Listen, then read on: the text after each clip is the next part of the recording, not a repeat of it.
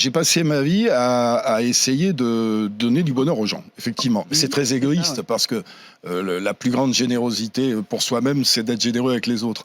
Mais j'ai passé ma vie à essayer de faire du bien, quoi. Pour moi, les artistes, c'est des bienfaiteurs.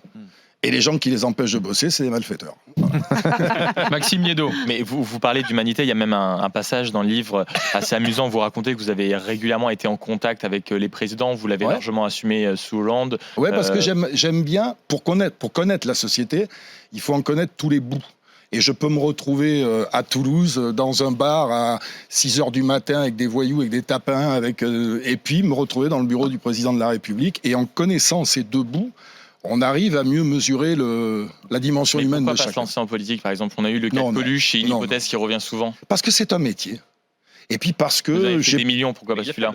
Non, le DAR, c'est pas politique, on en avait parlé. Oui. Tu sais, quand j'ai fait le DAR, aujourd'hui, c'est marrant d'ailleurs, les gens m'en parlent, mais à l'époque, ils m'ont démonté tous, les médias, tout ça, juste parce que j'ai fait un programme humaniste qui n'avait rien de politique, puisqu'on voulait être élu à rien.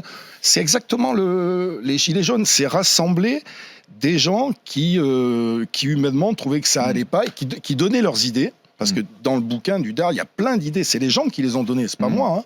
C'est ce qu'a fait Macron en allant voir, c'est pas idiot d'ailleurs, hein, le grand débat. En allant voir les gens, en allant faire le grand débat.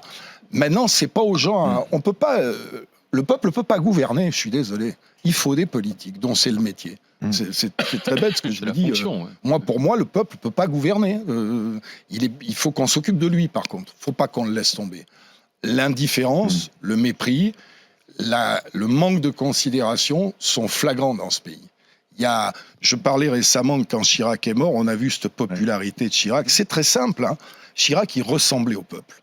C'est-à-dire qu'il buvait un petit coup, il avait des petits mots comme ça, il aimait voilà. Et les gouvernants d'aujourd'hui, les dirigeants dans tous les domaines, ne ressemblent plus au peuple. C'est pour ça que le peuple n'a pas changé. Lui, il est toujours pareil, il continue à sortir, mais à faire la fête, on lui impose sa manière de penser, on lui impose ses indignations. Il faut vous indigner de ça. Indignez-vous de ça.